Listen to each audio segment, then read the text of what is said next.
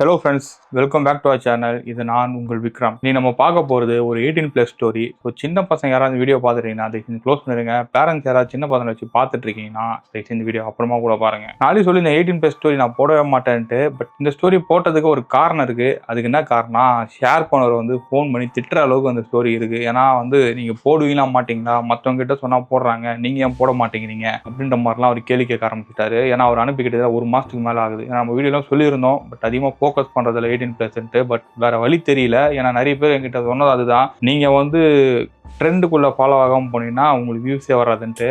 அதுக்கேற்ற மாதிரி தான் லாஸ்ட்டு வந்து 1 மாதமாக சேனலில் வந்து பார்த்தீங்கன்னா படுத்துதுன்னு சொல்கிறத படுத்துருச்சு சுத்தமாக. அந்த மாதிரி தான் இருக்குது. ஸோ நம்மளும் எதுக்கு ரொம்ப நல்லவன் மாதிரிலாம் நடிக்க வேணாம், பண்ணுறதை பண்ணுவோம், என்ன தான் நடக்குதுன்னு பார்த்துப்போம் அப்படின்றதுக்காக தான் வந்து இருக்கிற பழைய ஸ்டோரிஸ்லாம் கலர ஆரம்பிச்சிட்டேன். ஸோ இதுலேருந்து ஸ்டார்ட் பண்ணலான்னு இருக்கேன். பார்ப்போம் உங்களோட சப்போர்ட் எப்படி இருக்குன்ட்டு. சரி, ஓவராக பேசுகிறேன், வீடியோக்குள்ள போயிடலாம். இப்போ நம்ம சேனலுக்கு ஃபஸ்ட் டைம் வரீங்க, சப்ஸ்கிரைப் பண்ணாமல் பார்த்துருந்தீங்கன்னா மறக்காமல் சப்ஸ்கிரைப் பண்ணுங்க. பக்கத்து பெல் ஐக்கான் இருக்கும், அதை கிளிக் பண்ணி ஆலில் போட்டிங்கன்னா நான் வீடியோ போஸ்ட் பண்ண உடனே உங்களுக்கு நோட்டிஃபிகேஷன் வந்துடும். ஸோ உங்கள் ஃப்ரெண்ட்ஸுக்கும் அந்த வீடியோ ஷேர் பண்ணுச்சுன்னா மறக்காமல் ஷேர் பண்ணிடுங்க, லைக் பண்ணுங்கள். உங்களுக்கு எதாவது கருத்து தெரிஞ்சுன்னா மறக்காமல் கமெண்ட் செக்ஷனில் போஸ்ட் பண்ணிடுங்க. ஜஸ்ட் ஒரு நாளைக்கு ஒரு பூமர் வாங்குற காசில் உங்களால் வெயிட் லாஸ் பண்ண முடியும்னு சொன்னால் கேட்கறதுக்கே ஷாக்கிங்காக இருக்குல்ல.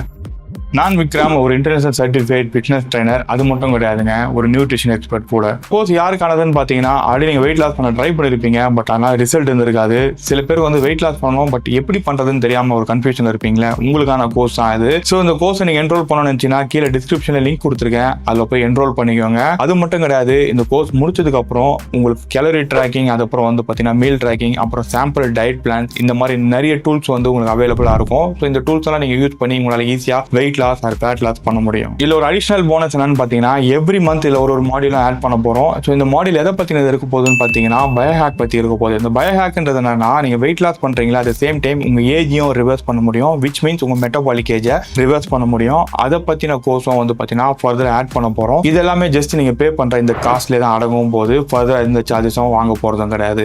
ஸோ வேணும்னு நினைக்கிறவங்க கீழே டிஸ்கிரிப்ஷன் லிங்க் இருக்குது, இப்போ யூஸ் பண்ணிக்கங்க. இன்கேஸ் உங்க ஃப்ரெண்ட்ஸ் யாராவது வந்து ஸ்ட்ரகிள் ஆகுறாங்கன்னா அவங்களுக்கு லிங்கை ஷேர் பண்ணுங்க.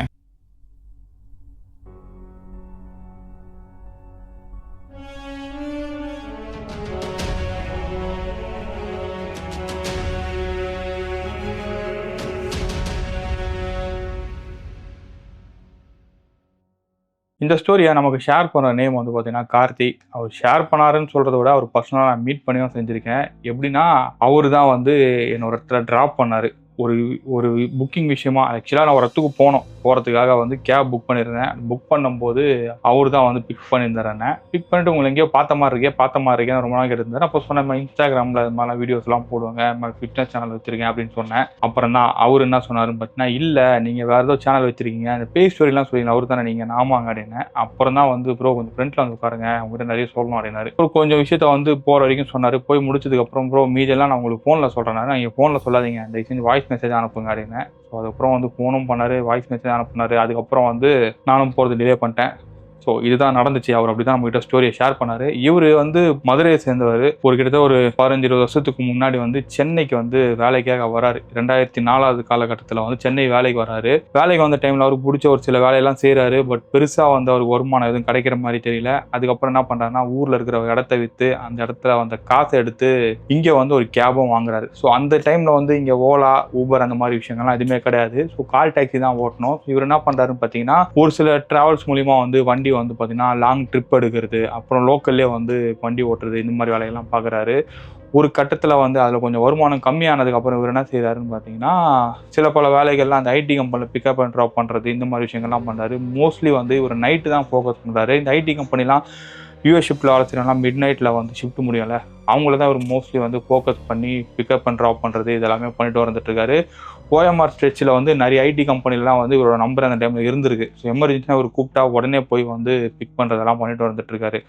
அப்போது ஒரு நாள் என்ன ஆகுதுன்னு பார்த்தீங்கன்னா, ஒருத்தர் வந்து பிக் பண்ணுறாரு. ஈவினிங் வந்து ஒரு 4 மணிக்கு பிக் பண்ணுறாரு. பிக் பண்ணி அவரை கொண்டு போய் பாண்டிச்சேரியில் வந்து ட்ராப் பண்ணோம். ட்ராப் பண்ணிவிட்டு அங்கேருந்து ஒருத்தர் பிக் பண்ணி கொண்டு வந்து இங்கே சென்னையில் விடணும். இதுதான் அவரோட பிளான். அதுக்கான மொத்த அமௌண்ட்டும் அவர் வாங்கிட்டார். பிக்கப் அண்ட் ட்ராப்புக்கு எல்லாத்தையும் சேர்த்து வாங்கிட்டார். ஆனால் என்ன ஆச்சுன்னு பார்த்தீங்கன்னா, இங்கேருந்து போய் அவர் பிக் பண்ணுற டைமில் வந்து கொஞ்சம் பிரச்சனை ஆயிருந்தாங்க. அவர் வந்து வரல அப்படின்னு சொல்லிடுறாரு. நான் இன்னொரு வேலை இருக்குங்க, அதை முடிச்சுட்டு வரதுக்கு லேட் ஆயிரும், நீங்கள் போயிருங்க, நைட்டு நான் பஸ் ஏறி விட காலையில் வந்துடுறேன் அப்படின்ற மாதிரி சொல்கிறாரு. அப்போ இவர் என்ன சொல்கிறாருன்னு பார்த்தேன், இல்லைங்க நாளைக்கு பேமெண்ட் வாங்கிட்டேன் அப்படின்றா. இல்லைங்க எப்படின்னா நீங்கள் எம்டியாக போய் தானே ஆகணும், அதெல்லாம் ஒன்றும் பிரச்சனை கிடையாது, என்னால் நீங்கள் என்ன பண்ணுவீங்க, நீங்கள் போங்க அப்படின்னு சொல்லிடுறாரு. ஸோ இவரும் என்ன பண்ணுறாரு, கார்த்தி ஸோ பாண்டிச்சேரி வந்து ஒரு பிக்கப் அண்ட் ட்ராப் நிறைய போயிருக்காரு. பட் பாண்டிச்சேரி வந்து பெருசாக சுற்றி பார்த்ததெல்லாம் கிடையாது. இப்போ நம்மளுக்கு டைம் தான் இருக்கே, பொறுமையாக சுற்றி பார்த்துட்டு நைட் ஒரு 10 மணிக்கு கிளம்புனா கூட ஒரு 1:30-2 மணிக்கெலாம் போயிடலாம். போனால் கூட அங்கே நைட் ஷிஃப்ட் முடிச்சுட்டு வரவங்களை வந்து பிக் பண்ணலாம் அப்படின்ற மாதிரி பிளான் பண்ணிவிட்டு இவர் என்ன பண்ணான்னா பாண்டிச்சேரியெல்லாம் சுற்றுறாரு. சுற்றிட்டு அங்கேருந்து என்ன பண்ணாருன்னா ஒரு 10 மணிக்கே கிளம்புறாரு. கிளம்பி வந்து யூஸ்வலாக அந்த ஓஎம்ஆர் ரோட்டில் அந்த ஈசிஆர் ரோட்டில் வரும் பார்த்தீங்களா, இப்போ இருக்கிற மாதிரி ரோடு அப்போ ஃபெசிலிட்டி கிடையாது. ஸோ அந்த ரோட்டில் தான் இவரும் வந்துட்டு இருக்காரு. ஸோ வந்துட்டு இருக்கும்போது யாரோ ஒருத்தங்க வந்து லெஃப்ட் சைடில் வந்து இவர் வந்து லிஃப்ட் கேட்குறாங்க இவர்கிட்ட. மரக்கான முன்னாடி வந்து அனுமந்தைன்னு ஒரு இடம் இருக்குது, அந்த இடத்துல வந்து இவர்கிட்ட வந்து லிஃப்ட் கேட்குறாங்க. ஸோ லிஃப்ட் கேட்டதுக்கப்புறம் இவர் என்ன எங்கே போனாங்க நீங்கன்னு கேட்குறாங்க. இவங்க கேட்டவுடனே இவர் வந்து சதுரங்கப்பட்டினம் போனாங்க அப்படின்ற மாதிரி சொல்கிறாங்க. ஸோ சதுரங்கப்பட்டினம் போனோம்னு சொன்னோடனே இவர் என்ன பண்ணால் சரி ஏற்றிட்டு எனக்கு எந்த இடம் எக்ஸாக்டாக தெரியாதுங்க, நான் இந்த ரூட்டுக்கு அதிகமாக வரமாட்டேன், நீங்களே சொல்லுங்கள் அந்த இடத்துல அவங்கள ட்ராப் பண்ணிடுறேன் அப்படின்ற மாதிரி சொல்லியிருக்காரு. அவங்களும் சரிங்க அப்படின்னு அவங்கள ட்ராப் பண்ணிடுறேன் அப்படின்ற மாதிரி சொல்லியிருக்காங்க. ஸோ போகும்போதே வந்துட்டு இவர் வந்து அமைதியாக தான் போயிட்டுருக்காரு. பட் அவங்க வந்து இவர்கிட்ட ஜாஸ்தி பேசிகிட்டு இருக்காங்க. என் லைஃப்பில் இவ்வளோ பிரச்சனைங்க, என் புருஷன் சரி கிடையாது, இந்த மாதிரி குடும்பம் படுத்துறான், நான் அடிச்சிட்டான், எங்கள் அம்மா வீட்டுக்கு நான் போயிட்டுருக்கேன், எனக்கு வாழவே பிடிக்கல, நான் செத்துலான்னு இருக்கேன் அப்படின்ற மாதிரி அவங்க பேசிட்டு வந்துட்டு இருக்காங்க. அப்படி போயிட்டே இருக்கும்போது என்ன ஆகுதுன்னு பார்த்தீங்கன்னா, ஒரு குறிப்பிட்ட இடம் வந்ததுக்கப்புறம் வண்டியை நிறுத்துங்க, எங்கேயும் நிறுத்துங்க அப்படின்றாங்க. நிறுத்தினோடனே என்ன செய்கிறாங்கன்னு பார்த்தீங்கன்னா, அவங்க வண்டியை விட்டு இறங்கி நேராக வந்து கடலை பார்த்த மாதிரி ஓட ஆரம்பிச்சிருக்காங்க. ஓட ஆரம்பிச்சோடனே இவருக்கு கார்த்திக் வந்து மைண்டில் இவங்க சொன்ன விஷயம் நான் ஞாபகம் வருது. என்னன்னா, இவங்க வந்து வாழவே பிடிக்கல, சாக போகிறேன் அப்படின்னு சொன்னாங்களே, ஒரு அதை தான் பண்ண போகிறாங்களா போகலான்னு சொல்லிட்டு இவர் என்ன பண்ணுறாங்க, நில்லுங்கன்னு சொல்லிட்டு இவர் பின்னாடியே வந்து துரத்திட்டே போகிறாரு. துரத்திட்டே போயிட்டே இருக்கிறாரு. ஒரு அந்த இடம் ஃபுல்லாக இருட்டாக இருக்குது, வெளிச்சமே கிடையாது. ஒரு கட்டத்தில் என்ன ஆகுதுன்னு பார்த்தீங்கன்னா, ஒரு கார்த்திக் வந்து அங்கங்கே முள்ளுகள்லாம் கீறி கை காலெல்லாம் பயங்கரம் அடி ஆகுது. ஆனால் இவர் யோசிக்கிற விஷயம் என்னன்னா, நம்ம பேண்ட் சட்டை போட்டிருக்க நம்மளுக்கு இவ்வளோ பிரச்சனை இருக்குது, அவங்க புடவை கட்டிட்டு எப்படி இவ்வளோ வேகமாக ஓடுறாங்க அப்படின்னு சொல்லிட்டு இவரும் சுற்றி முற்றி பார்க்குறாரு. அப்போ தான் அவருக்கு புரியுது, அப்படி வந்தவங்க ஆளே காணோம், அங்கேருந்து கடல் இன்னும் ரொம்ப தூரம் இருக்குது, அவ்வளோ தூரம் அவங்க போகிறதுக்கு வாய்ப்பும் கிடையாது. இவரும் சுற்றி முற்றி பார்த்துட்டு அவங்கள வந்து கூப்பிட்றாரு, எங்கெங்க போனீங்க, எங்கெங்கே இருக்கீங்க, எங்கன்னா கீழே விழுந்துட்டிங்களா, எங்கெங்கே இருக்கீங்க, குரல் கொடுங்க, அட்லீஸ்ட் வந்து உம்முனா சொல்லுங்கள், நான் வந்து கூப்பிட்டுக்கிறேன் அப்படின்ற மாதிரி சொல்லிட்டே இருக்காரு. சுற்றி முற்றி யாருமே காணோம். அப்படி காணோம்னு சொல்லிட்டு இவரும் பார்க்குறாரு. பார்க்கும்போது தூரத்தில் ஒரு கார் நிற்கிது மட்டும் தெரியுது. சரி நம்ம இங்கேருந்து வெளியில் போயிடுவோம் அப்படின்னு சொல்லிட்டு இவரும் பொறுமையாக அங்கே நடந்து போயிட்டுருக்காரு. நடந்து போயிட்டு இருக்கும்போது பின்னாடி வந்துட்டு கார்த்தின்னு சொல்லி ஒரு பேரை சொல்லி யாரோ ஒருத்தவங்க கூப்பிட்ற மாதிரி இருக்குது. நம்ம பேர் இங்கே யாருக்கிட்ட தெரியும் அப்படின்னு சொல்லிட்டு இவரும் திரும்பி பார்க்குறாரு. பார்த்தா அந்த இடத்துல யாருமே இல்லை. மறுபடியும் போகிறாரு. மறுபடியும் போகும்போது பின்னாடி கார்த்தி என்னை விட்டு போகாதீங்க, என் கூட இருங்க அப்படின்னு சொல்கிற மாதிரி கேட்குது. அப்போ தான் ஒரு விஷயம் புரியுது, இது நம்மளை யாரோ டைவர்ட் பண்ண பார்க்குறாங்க, நம்ம உடனே இங்கேருந்து தப்பிச்சு போயிடணும்னு சொல்லிட்டு இவர் அங்கேருந்து என்ன பண்ணுறாருன்னு பார்த்தீங்கன்னா வேகமாக ஓடி கார்லையும் ஏறிக்கிறாரு. இவர் மைண்ட் என்ன நினைக்கிறாருன்னு பார்த்தீங்கன்னா, யாரோ நம்மளை வந்து பிளான் பண்ணி இந்த மாதிரி பண்ணுறாங்க அப்படின்ற மாதிரி இவர் நினச்சிட்டு என்ன பண்ணுறாரு, அங்கேருந்து வண்டி எடுத்துக்கிட்டு கிளம்பி அந்த பிக்கப் பண்ணுற இடத்துக்கும் போயிடுறாரு. அங்கே போய் ஒரு சில பேரை பிக்கப் பண்ணிவிட்டு ட்ராப் பண்ணிவிட்டு இவர் என்ன பண்ணுறாருன்னா வீட்டுக்கு வந்து ஒரு 3:30க்கெலாம் போயிடுறாரு வச்சுங்களேன். 3:30க்கு போயிட்டு மூஞ்சி கையெல்லாம் கழுவிட்டு இவர் வந்து படுத்துடுறாரு. ஸோ அந்த டைம் வந்து கார்த்திக் வந்து கல்யாணம் எதுவுமே ஆகலை, ஒரு 3:30 மணி இருக்கும், போய் படுத்துடுறாரு. படுத்துட்டு இருக்கும்போது என்ன ஆகுதுன்னு பார்த்தீங்கன்னா, திடீர்னு ஒரு ரூமில் வந்துட்டு ஒரு மாதிரி மல்லிகைப்பூ வாசனை வருது. இவர் எங்கே இருக்காருன்னு பார்த்தீங்கன்னா, கரெக்டாக சோழிங்கநல்லூர் பின்னாடி பெரும்பாக்கம் ஒரு ஏரியா இருக்குது, அந்த ஏரியாவில் தான் வந்து ஒரு இடத்துல வந்து ஒரு ஹவுசிங் போர்டு இருக்குது, அந்த இடத்துல ரூமில் வந்து வெறும் மாதம் 600 வாடகைக்கு இருக்கிறாரு. ஸோ அந்த இடத்துல திடீர்னு ஒரு ஸ்மெல் வந்தோடனே இவருக்கு ஒன்றுமே புரியல. இந்த இடத்துல பேச்சுலர்ஸ் தான் இருக்காங்க, இந்த இடத்துல வந்து லேடிஸ் யாருமே கிடையாது, திடீர்னு எங்கேருந்து அந்த மாதிரி ஸ்மெல் வருதுன்னு சொல்லிட்டு இவரும் வந்து புறந்து படுக்கிறாரு. ஒரு கட்டத்தில் அந்த மல்லிகைப்பூ வாசனையாக வந்து பார்த்தீங்கன்னா ஒரு ரொம்ப நெடி கொடுக்குற மாதிரி ஆயிடுது. ஒரு கட்டத்தில் வேறு மூச்சே விட முடியல, அந்தளவுக்கு அந்த ரூம் ஃபுல்லாக அந்த ஸ்மெல் வருது. இவர் ஒரு கட்டத்தில் எழுந்திரிச்சு என்ன பண்ணுறாருன்னு பார்த்தீங்கன்னா, கொசு உள்ள அந்த வர பரவாயில்லன்னு சொல்லி ஜனல்லாம் திறந்து வச்சுட்டு படுத்துடுறாரு. அப்போ கூட வந்து இவரால் எதுவுமே பண்ண முடியல, அந்தளவுக்கு வந்து ரொம்ப மோசமாக அந்த ஸ்மெல் அடிக்க ஆரம்பிக்குது. அந்த ஸ்மெல்லையும் இவர் வந்து படுத்து தூங்கிடுறாரு. தூங்கும்போது இவருக்கு ஒரு பயங்கரமான ஒரு கனவு வருது. அந்த கனவு எப்படி வருதுன்னு பார்த்தீங்கன்னா, ஒரு பொண்ணு கூட தனியாக ஒரு கடலில் இருக்கிற மாதிரி ஒரு கனவு வருது. அதே மாதிரி கடற்கரை ஓரத்தில் நிற்கிற மாதிரி கனவு வருது. அந்த பொண்ணு வந்து இவர்கிட்ட எல்லா ஸ்டோரியும் சொல்கிறாங்க. ஸோ இதெல்லாமே இவரும் கேட்டதாக இருக்காரு. அது வரைக்கும் அந்த பொண்ணு முகத்தையே பார்க்கல. கொஞ்ச நேரம் கழிச்சு சடனாக அந்த பொண்ணு வந்து திரும்பி இவரை பார்க்குது. மூஞ்சி ஃபுல்லாக வந்து ரொம்ப ஆக்சிடென்ட் ஆகிட்டு மூஞ்சிலாம் ரொம்ப அடிபட்டிருந்தா எப்படி இருக்குமோ அந்த மாதிரி அந்த பொண்ணோட மூஞ்சி இருக்குது. உடனே பயந்து தூக்கத்தில் எழுந்திரிறாரு. எழுந்திரிச்சு பார்த்தா மணி விடிய காலில் 4:15. என்னடா இப்போ தான் படுத்தோம், அதுக்குள்ளே இப்படி ஒரு கனவா நம்மளுக்குன்னு சொல்லிட்டு சரி தண்ணி குடிப்போம்னு சொல்லிட்டு தண்ணி குடிக்கலாம்னு சொல்லிட்டு அந்த ரூம் சின்ன ரூம் தான், சின்னதாக பக்கத்தில் ஒரு கிச்சன் இருக்குது. அந்த கிச்சனில் தான் வந்து குடத்தை தண்ணி வச்சுருக்காங்க. ஸோ தண்ணி குடிக்கலாம்னு சொல்லிட்டு கிச்சனுக்குள்ளேயும் போகிறாரு. ஸோ கிச்சனுக்குள்ளே போய் தண்ணி குடிச்சு திரும்பி வந்து பார்க்குறாரு. பார்த்தா பெட்டில் ஒருத்தவங்க உட்காந்துட்டு இருக்காங்க. அது வேறு யாருமே கிடையாது, இவரை ஒருத்தங்க டைவர்ட் பண்ணிட்டு ஓடி போனாங்கல்ல அந்த லேடி தான் அந்த பெட்லேயும் உட்காந்துட்டு இருக்காங்க. இதை பார்த்தோன்னே பார்த்துமான கார்த்தி வந்து ஃபஸ்ட்டு டோரை தான் பார்க்குறாரு. டோர் உள் பக்கம் தானே பூட்டி இருக்கு, எப்படி இவங்க வந்தாங்க அப்படின்னு சொல்லிட்டு இவர் வந்து அந்த பொண்ணை பார்த்து எப்படி நீ உள்ளே வந்த அப்படின்னு சொல்லி கேட்குறாரு.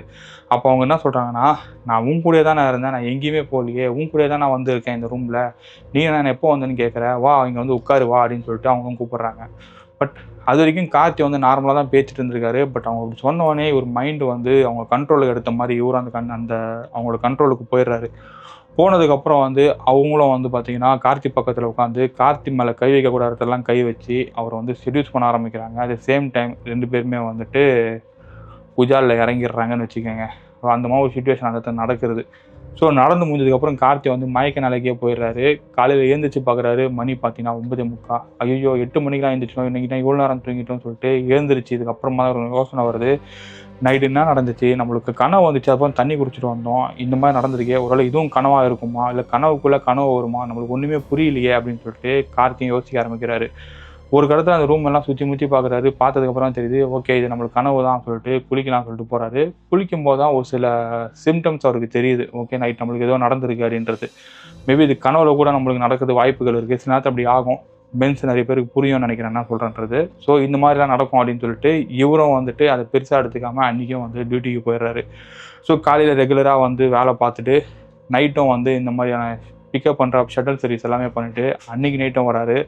அன்றைக்கி நைட்டும் அதே மாதிரி தான் வந்து இவர் வீட்டுக்குள்ளே வரும்போதே அவங்க பெட்டில் உட்காந்துட்ருக்காங்க. ஸோ முந்தின நாள் வந்து கனவுல தான் வந்துச்சு, இப்போ பார்த்தா இந்த மாதிரி நடக்குதுன்னு சொல்லிட்டு இவரும் வந்து பார்த்திங்கன்னா அன்றைக்கும் வந்து அவங்ககிட்ட எப்படியாவது வந்து பேசலாம்னு சொல்லிட்டு ட்ரை பண்ணுறாரு. பட் அன்றைக்கி அவங்க கண்ட்ரோலாக தான் இவரும் போயிடுறாரு.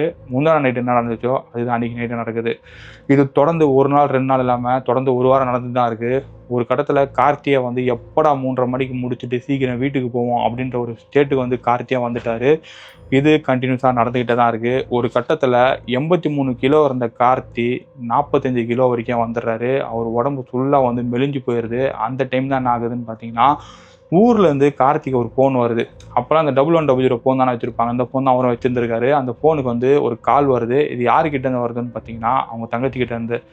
இந்த மாதிரி அம்மா கொஞ்சம் முடியாமல் இருக்காங்கண்ணா, கொஞ்சம் சீக்கிரம் ஊருக்கு வாங்க அப்படின்னு சொல்கிறாங்க. இவரும் கிளம்பி என்ன பண்ணுறாருன்னா ஊருக்கு போகிறாரு. ஸோ கார் எடுத்துகிட்டு போக முடியாது, ஏன்னா பெட்ரோல் செலவு அதிகமாகும்னு சொல்லிட்டு இவர் இங்கேருந்து பஸ்ஸில் ஏறி தான் போகிறாரு. ஸோ பஸ்ஸில் போகும்போது நைட்டாக ட்ராவல் பண்ணிட்டுருக்காரு. கரெக்டாக அந்த 3:30 மணி டைம் வந்தோடனே இவர் வந்து பஸ்ஸில் தூங்கிட்டு தான் போயிட்டுருக்காரு. ஆனால் அந்த தூக்கத்திலே அவருக்கு அந்த கனவு வருது. கனவு வந்து எழுந்திரிச்சு வந்து உட்காந்துறாரு. என்னடா அது நம்மளுக்கு மறுபடியும் அந்த மாதிரி கனவு வருது அப்படின்னு சொல்லிட்டு. அப்போ ஒரு மைண்டுக்குள்ளே ஒரு வார்த்தை மட்டும் கேட்டே இருக்குது, என்னை விட்டு எங்கே போகிற கார்த்தி, என்னை விட்டு எங்கே போகிற கார்த்தின்னு சொல்லிட்டு சவுண்டு மட்டும் தான் கேட்டே இருக்குது. ஆனால் இவர் வந்து அதெல்லாம் பெருசாக எடுத்துக்காமல் ஊருக்கு போனால் போதும்னு சொல்லிட்டு ஒரு ஊருக்கு போயிடுறாரு. ஊருக்கு போன அன்றைக்கி வந்து அவங்க அம்மா வந்து உடம்பு சரியாமல் இருக்காங்க. அவங்க தங்கச்சி வந்து அவங்க அம்மா பார்த்துட்ருக்காங்க. கார்த்தி இருக்கிற கண்டிஷனை பார்த்தோன்னே அவங்க அம்மா இன்னும் பயப்பட ஆரம்பிச்சிடுறாங்க. என்னடா ஆச்சு உடம்புக்கு, நல்லா தாண்டா இருந்தேன், 6 மாதம் முன்னாடி வரைக்கும் நல்லா தாண்டா இருந்தேன், இப்போ ஏன்டா இப்படி ஆகிட்டேன், ஏன்னா உனக்கு பிரச்சனையாடா, வாடா டாக்டர்கிட்ட போகலாம் அப்படின்னு சொல்லிட்டு கார்த்தியை வந்து டாக்டர்கிட்டையும் கூப்பிட்டு போகிறாங்க. ஆக்சுவலாக கார்த்தி தான் அவங்க அம்மாவை கூப்பிட்டு போனோம். ஆனால் அவங்க 2 பேரும் சேர்ந்து ஹாஸ்பிட்டலுக்கு போகிறாங்க. அவங்க அம்மாவுக்கு வந்து டெஸ்ட் எடுத்து பார்க்குறாங்க. உங்களை அப்பப்போ வந்து ஹை பிபி ஆகுது, அதுக்கான மாத்திரை மட்டும் எடுங்க அப்படின்னு சொல்லிட்டு ஒரு சில ஃபுட்டுலாம் சாப்பிடாதீங்க அப்படின்னு சொல்லி அவங்க டாக்டர் எழுதி கொடுக்குறாங்க. அட் சேம் டைம் கார்த்திக் வந்து ஒரு சில பிளட் டெஸ்ட்லாம் எடுக்கிறாங்க. பிளட் டெஸ்ட்லாம் எடுத்ததுக்கப்புறம் வந்து கார்த்திகிட்ட சொல்கிறாங்க, அப்பா நீ பேச்சுலரான்னு கேட்குறேன். ஆமாங்க பேச்சுலர் தான் சொல்கிறாரு. அப்போ அந்த டாக்டர் என்ன சொல்லியிருக்காருன்னா, தம்பி உனக்கு கல்யாணம் ஆகலைன்னு நினைக்கிறேன், கல்யாணம் ஆக வீட்டில் சீக்கிரம் பேசி கல்யாணம் பண்ணு, இதே கண்டிஷனில் வந்து இப்படி பண்ணிட்டு இருந்தீங்கன்னா உன் ஹெல்த்து தான் வேஸ்ட்டாக போகும், நீ வந்து சென்னையில் இருக்கன்ற ஒழுங்காக சாப்பிட்றலாம் கூட தெரியாது, தயவு செஞ்சு வந்து இந்த மாஸ்டர்பேஷன் மாதிரிலாம் பண்ணாத அப்படின்ற மாதிரி சொல்கிறாரு. அப்போ கார்த்தி என்ன சொன்னால், எனக்கு அந்த பழக்கமே கிடையாதுங்க, நீங்கள் என்னங்க எப்படி சொல்லிட்டு இருக்கீங்கன்னா, அப்போ எப்படிப்பா உடம்பு இப்படி ஆச்சு, உடம்புல பிளட் டெஸ்ட் எடுத்து பார்த்தா எல்லாமே தெரிய வருது, நீ ஏன் இப்படி பண்ணிட்டு இருக்க அப்படின்னு சொல்லிட்டு அவர் வந்து கூப்பிட்டு கவுன்சிலிங்கும் கொடுக்குறாங்க. ஸோ கவுன்சிலிங்லேயும் வந்து அவருக்கு என்ன நடக்குதுன்ற எக்ஸாக்டாக சொல்லலை. சரின்னு சொல்லிட்டு வெளியிலேயே வந்துடுறாரு. அவங்களுக்கு கொடுக்குற அந்த விட்டமின் டேப்லெட் எல்லாமே நான் சாப்பிட்றேன் அப்படின்னு சொல்லிட்டு அவங்ககிட்ட எடுத்து வாங்கிட்டு வந்துடுறாரு. ஸோ அப்போ என்ன ஆகுதுன்னா, அன்றைக்கி ஈவினிங் வந்து வீட்டுக்கு போகிறாங்க. வீட்டுக்கு போனதுக்கப்புறம் அவங்க அம்மா வந்து அந்த மெடிசன் எல்லாமே வந்து பார்த்திங்கன்னா கடையிலையும் வாங்கிட்டு போயிடுறாங்க. ஸோ வாங்கிட்டு போகும்போதே வந்து அந்த மெடிக்கல் ஷாப்பில் கேட்குறாங்க, இது பிபி டேப்லெட்லாம் ஓகே, இது எதுக்கு நான் வாங்குறேன், இல்லை என் பையனுக்குங்கன்னு சொன்னோன்னே, இல்லைங்க இது வந்து ரொம்ப ஹெவி டோஸாக இருக்குது, ஒரு நார்மலாக ஒரு பர்சன் வந்து இதை சாப்பிடவே கூடாது, உங்கள் பையனையை வர சொல்லுங்க அப்படின்னு சொல்லி மெடிக்கல் ஷாப்லேயும் சொல்லியிருக்காங்க. ஏன்னா தெரிஞ்ச மெடிக்கல் ஷாப்புன்றதுனால அவரோட சொல்லியிருக்காரு. ஸோ அவங்க கார்த்தியை கிட்ட சொன்னோன்னே கார்த்தி என்ன பண்ணனா மெடிக்கல் ஷாப் போகிறாரு. போனே அவங்க கார்த்தியை பார்த்து அவங்க இன்னும் ஷாக் ஆகுறாங்க. என்னப்பா நீ இப்படி ஆகிட்ட, எப்படி இருந்தேன் இப்படி ஆகிருக்கு, அதனால தான் உனக்கு இந்த மாத்திரை எழுதி கொடுத்துருக்காங்க, தயவுசெய்து இந்த மாத்திரை ஒழுங்காக ஃபாலோ பண்ணு, சென்னைக்கு போயெல்லாம் வந்து கெட்டு போகாதப்பா அப்படின்ற மாதிரிலாம் சொல்கிறாங்க. என்னன்னா தொடர்ந்து நம்மக்கிட்ட எல்லாரும் இப்படியே பேசுகிறாங்களே அப்படின்னு சொல்லிட்டு இவர் கார்த்தியும் வந்து வெக்ஸாகி வீட்டுக்கு போயிடுறாரு. அன்றைக்கி நைட் என்ன ஆகுதுன்னா, இவங்க வீடு வந்து ரொம்ப பெரிய வீடுலாம் கிடையாது, ஒரு சின்ன வீடு தான். ஸோ ஸோ 2 ரூம் இருக்குது, ஒரு கிச்சன் இருக்குது, அவ்வளோதான். ஒரு ஹாலு, ஒரு ரூமு. ஸோ யூஸ்வலாக கார்த்தி வந்து அந்த ரூமில் தான் படுத்துப்பாரு. அவங்க அம்மாவும் தங்கச்சி வந்து ஹாலில் படுத்துப்பாங்க. கார்த்தியில் நேரத்தில் வந்து அவங்க தங்கச்சி வந்து அந்த ரூமில் படுத்துப்பாங்க. ஸோ அன்றைக்கி நைட் என்ன நடக்குதுன்னு பார்த்தீங்கன்னா, அதே பொண்ணு அவங்க வீட்டுக்கும் வருது. வீட்டுக்கு வந்து வீட்டு வெளியே நின்றுட்டுருக்கு. ஏன்னா அவங்க வீட்டுக்குள்ளே வர முடியல. அதுக்கு ஒரு முக்கியமான ஒரு காரணம் இருக்குது. ஸோ இந்த பால் முனீஸ்வரன் கும்பிட்றவங்கலாம் என்ன பண்ணுவாங்கன்னு பார்த்தீங்கன்னா, இந்த வீட்டுக்கு வெளியில் இல்லை அவங்க சொந்த இடத்துல எங்கேயாவது வந்து இந்த நடுக்கல் மாதிரி நட்டு வழிபடுவாங்க. ஸோ அந்த இடத்த சுற்றி வந்து சாமி வந்து பாதுகாக்கணும்னு சொல்லுவாங்கள்ல. ஸோ அந்த மாதிரி வந்து அந்த இடத்துல கல் வச்சுருந்துருக்காங்க. அந்த கல்லை தாண்டி உள்ளே வர முடியல. ஆனால் வெளியிலேருந்தே வந்து கார்த்தியை வெளியில் வர வைக்க ட்ரை பண்ணுது. ஸோ அப்படி ட்ரை பண்ணும்போது கார்த்தி என்ன பண்ணாருன்னு பார்த்தீங்கன்னா, அது சொன்ன மாதிரி ஒரு வெளியில் போயிடுறாரு. வெளியில் போன ஒரு 5 நிமிஷத்துலேயே வந்து என்ன ஆகுதுன்னா, கார்த்தியோட வீட்டு கதவை யாரோ பயங்கரமாக தட்டுறாங்க. யாரா தட்டுறா அப்படின்னு சொல்லிட்டு இவங்க அம்மா பதறடிச்சு போய் கதவு திறக்கிறாங்க. வெளியில் பார்த்தா ஒரு பெரியவர் நெஞ்சு ஃபுல்லாக வந்து ஒரே வெள்ளை முடி, கழுத்தில் ஒரே ஒரு துண்டு மட்டும் போட்டிருக்காரு, தலப்பா கட்டிட்டு இருக்காரு. அவர் கையில் ஒரு துடி ஒரு சுருட்டு வந்துட்டுருக்கு. அவர் வந்து கார்த்தி அவங்க அம்மா பார்த்து, உன் பையன் தெற்கால போயிட்டுருக்கான், அவனுக்கு நேரம் சரியில்லை, உடனே போய் அவனை கூட்டிகிட்டு வா அப்படின்னு சொல்கிறாரு. சொன்ன உடனே அவங்களும் என்ன பண்ணுறாங்கன்னு பார்த்தீங்கன்னா, கிளம்பி அவங்க சொன்ன இடத்துக்கே தான் போகிறாங்க. அங்கே போய் பார்த்தா கார்த்தி வந்து ஒரு கிணத்து மேலே உட்காந்து யார்கிட்டயோ பேசிட்டு இருந்திருக்காரு. உடனே பதறி வச்சு அவங்க அம்மா என்ன பண்ணுறாங்கன்னா, கார்த்தியோட காலரை பிடிச்சி அங்கேயே இழுத்துட்டு வராங்க. இழுத்து ஏஞ்சிச்சு, என்னடா பண்ணிட்டு இருக்க, இங்கே என்னடா நின்றுட்டு இருக்க, கீழே விழுந்து என்னடா வருது, இந்த கிணத்துக்கிட்டே ஏகப்பட்ட பிரச்சனை இருக்குதுடா, உன் யாரும் அந்த டைம் இங்கே வர சொன்னது, ஆமாம் யார்கிட்ட பேசிட்டு இருந்த நீ அப்படின்னு சொல்லி அவங்க அம்மா வந்து கிணத்துக்குள்ளேயே எட்டி பார்க்குறாங்க. அந்த கிணத்துக்குள்ளே யாருமே இல்லை. உடனே அங்கேருந்து கூட்டிகிட்டு என்ன பண்ணுறாங்கன்னா, வீட்டுக்கும் போயிடுறாங்க. மறுநாள் காலை உனக்கு ஒழுங்காக சாமி கோயிலுக்கு கூப்பிட்டு போகணும் அப்படின்னு சொல்லிட்டு இவங்க பக்கத்தில் இருக்க கோயிலுக்கும் கூப்பிட்டு போகிறாங்க. அந்த கோயிலில் கார்த்தியை பார்த்த பூசாரி வந்து ஒரே விஷயம் தான் சொல்கிறாரு, உன் பையன் பின்னாடி ஒரு துர்ரான்மா வந்து அலைஞ்சிட்ருக்கு. அது துர்ரான்மான்னு சொல்கிறத விட அது வந்து ஒரு யக்ஷினி மாதிரி. அது யக்ஷினிக்கு இருக்கிற அந்த குணாதிசயம் எல்லாமே அந்த பொண்ணுக்கிட்ட இருக்குது. அதுக்கு காரணம் என்னன்னு பார்த்தீங்கன்னா, அது இந்த மாதிரி வந்து யக்ஷினி வழிபாடு பண்ணியிருக்கு. அது மூலிமா இறந்தும் போயிருக்கு. ஸோ அதோட ஆன்மா வந்து உங்கள் பையனை வந்து பார்த்தீங்கன்னா ஃபாலோ பண்ணிகிட்ருக்கு. உங்கள் பையன் கூட குடும்பம் நடத்திருக்கு. அதனால தான் உங்கள் பையன் இந்த மாதிரிலாம் இருக்கான் அப்படின்னு சொல்லிட்டு அந்த பூச்சாரின்னு சொல்லியிருக்காரு. ஸோ இதுலேருந்து வெளியில் வரணும் என்ன செய்யணும் அப்படின்னு சொல்லி கேட்டிருக்காங்க. உடனே உங்கள் பையனுக்கு ஒரு கல்யாணம் பண்ணணுங்க, கல்யாணம் பண்ணால் அது உங்கள் பையனை விட்டு போயிடும் அப்படின்ற மாதிரி அந்த பூச்சாரி சொல்லியிருக்காரு. ஸோ அந்த டைமில் ஆல்ரெடி கார்த்திக் வந்து அவங்க முறை பொண்ணை தான் வந்து கல்யாணம் பண்ணி வைக்கிறது அவங்க இருந்திருக்கு. பட் அந்த பொண்ணு அப்போ படிச்சுட்டு இருந்துச்சு அப்படின்றதுனால கல்யாணமும் பண்ண முடியல. பட் வேறு வழி கிடையாது அப்படின்றதுக்காக அவங்க அம்மா என்ன பண்ணுறாங்கன்னா, அந்த பொண்ணோட வீட்டில் போய் பேசி அந்த பொண்ணுக்கும் கார்த்திக்கும் அந்த பொண்ணு +2 படிக்கும்போதே கல்யாணமும் பண்ணி வச்சுருக்காங்க. அதுக்கப்புறம் அந்த பொண்ணு வந்து அங்கே திருச்சியாக வந்து கண்டினியூவும் பண்ணியிருக்கு. ஸோ அதுக்கப்புறமா கார்த்திக் வந்து அந்த பொண்ணு மூலிமா நிறைய விதத்தில் வந்து பிரச்சனையாக வந்திருக்கு. ஒரு கட்டத்தில் அவர் கல்யாணம் பண்ண பொண்ணையே அது பொசஸ் பண்ணி கார்த்திகோட 1 மாதத்துக்கு மேலே குடும்பமாக நடத்திருக்கு. அதுக்கப்புறமா தான் கார்த்திகம் செஞ்சிருக்கு. ஸோ அந்த 1 மாதம் டைம்லாம் வந்து பார்த்திங்கன்னா கொஞ்சம் எக்ஸ்ட்ரீம் லெவலில் தான் ஒரு ஸ்டோரியாக சொல்லியிருந்தார். அது அந்தளவுக்கு நம்ம வந்து இதில் சொன்னால் நல்லா இருக்காதுன்னு நினைக்கிறேன். ஸோ அது வந்து தனியாக ஒரு பாட்டாக தான் போட முடியும். ஸோ அந்த உங்களுக்கு பாட்டு வேணும்னு நினச்சின்னா மறக்காமல் கமெண்ட் செக்ஷனில் வந்து மென்ஷன் பண்ணுங்கள். இந்த வீடியோவுக்கு வந்து அதிகபட்ச வியூஸ் வந்துச்சுன்னா தான் கண்டிப்பாக என்னால் போட முடியும். ஏன்னா ஒரு எஃபர்ட் எடுத்து பண்ணுறோம், பட் அதுக்கான அவுட்புட் கரெக்டாக இல்லைன்னா நம்ம பண்ணுறது வேஸ்ட் அப்படின்ற மாதிரி தான் ஆகிடும். அதனால தான் வந்து இதில் நான் ஃபுல்லாக கண்டினியூ பண்ணல. ஸோ இந்த ஸ்டோரி உங்களுக்கு பிடிச்ச உங்கள் ஃப்ரெண்ட்ஸுக்கும் ஷேர் பண்ணுங்கள், லைக் பண்ணுங்கள். அந்த ஸ்டோரி இன்னும் மோசமாக தான் இருக்க போகுது. ஸோ இதில் எங்கெங்கெல்லாம் வந்து இந்தளவுக்கு கண்ட்ரோல் பண்ணி நான் சொல்லியிருக்கணும் அது எல்லாமே அதில் தான் இருக்க போகுது. ஸோ வேணும்னு நினச்சின்னா மறக்காமல் வீடியோவை வந்து உங்கள் ஃப்ரெண்ட்ஸுக்கும் ஷேர் பண்ணுங்கள். மறக்காமல் கமெண்ட் செக்ஷனில் வந்து மென்ஷனும் பண்ணுங்கள், லைக் பண்ணுங்கள், ஷேர் பண்ணுங்கள். பாய்.